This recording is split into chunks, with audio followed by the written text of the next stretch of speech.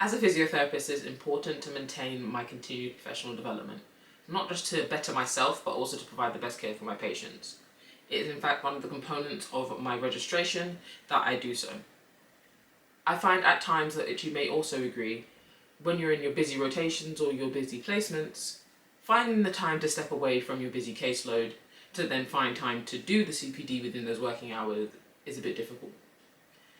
Recently, I've been finding new ways to make this easier on myself, and in this video I'm going to share how I've been doing so.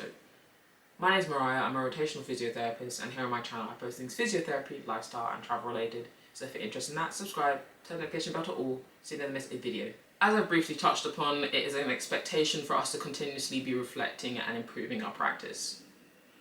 As I've said before, when it comes to certain rotations, it has been easier to do so than others. Other rotations, they have been able to put times in the diary. Sometimes it's all dependent on yourself. You have to be very autonomous about booking this time in. And other times, it is very team-led. Now, overall, CPD is very autonomous. It's for you to do. It is for you to maintain your registration. Now, ways I prefer to do CPD and what counts for me, I like to do these video reflections. When I do them at the end of the rotation, it's the way for me to see what I've learned. I like to participate in the in-service trainings that run within my trust and within each speciality that I rotate to. Also, time to time, where I'm weaker is written reflections.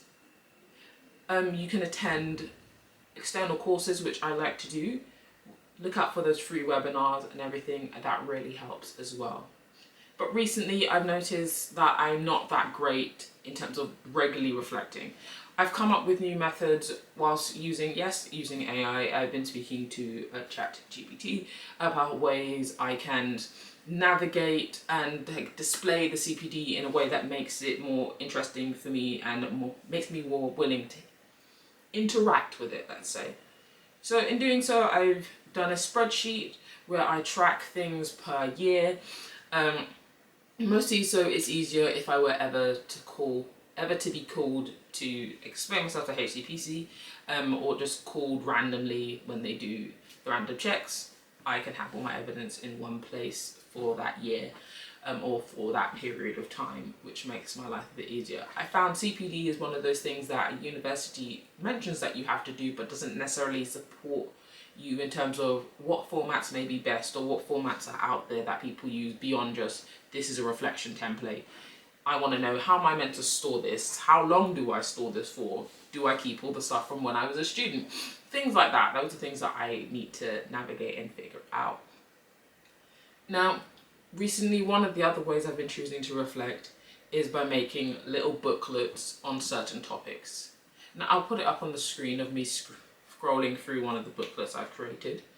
But in this booklet, I'm looking at COPD, and I'm just giving myself a better understanding about its epidemiology, what this actually looks like, what it means for physiotherapists, and like how do we support.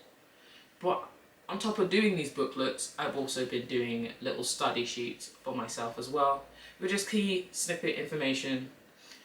Initially, I've created this as a way for me to condense my learning. We have a lot of PowerPoints and slideshows PowerPoints, notes, etc. that we receive from in-service training or just external training that just ends up in a folder that we don't necessarily look back on, no matter whether we write a reflection or an action plan. But that's not, that's not how CPD should go. You should take things forward, implement it, think about it.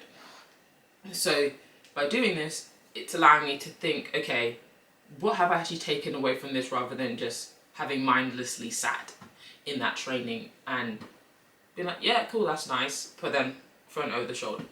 Yeah, so I'm really trying to make myself a bit more accountable. And this is one way of doing it. Now, when you're on those busy rotations, sometimes you may get a heads up from one of your colleagues who've been on that rotation before saying, hey, there's not a lot of time for CPD just because of how the caseload is, or just because of how the diary is organised. Now, you go in knowing this, and you can't come out of the rotation being like, well, it was busy, that's my excuse. Now, myself, for instance, today I'm on a late shift, hence why I'm getting to film with lovely lighting. But with me being on late shift, I'm hoping that once I've sorted out my clinical caseload, I will have at least an hour at the end of my shift to focus on some CPD time. Now, this is important. Utilize moments like this. You can utilize your late shifts, whether you choose to do CPD in the morning before work, or whether you choose to do it towards the end of your shift, and then you have access to the shared drive at work with those shared PowerPoints that they've already got there that you could learn from. Another thing I've been doing is recently putting it in my phone calendar at least once a month, being like CPD, just to keep my log up to date, because I find when I don't do that, at the end of the rotation, I'm like, oh yeah, I did that. Oh yeah, and I did this and I did that, which isn't great. I've even fallen off with my LinkedIn. I usually would post frequently about things that I've done, but I haven't been great with that recently. I think it's just been getting... Oof. So now that I've started a new rotation, I definitely want to be more productive with my time. So what I'm planning on doing is, not only am I booking in with myself for outside of work CPD time, I'm going to look into the diary, especially today when I have the time to sit down. I'm going to look in the diary and schedule myself an hour at some point this month to be like, okay, at the end of the day, at that point, I would have sorted my caseload. So from 3 to 4, I'm going to step off the ward, and depending on what staffing looks like and where it's appropriate, to then work on, let's say, learning a bit more about a total hip replacement.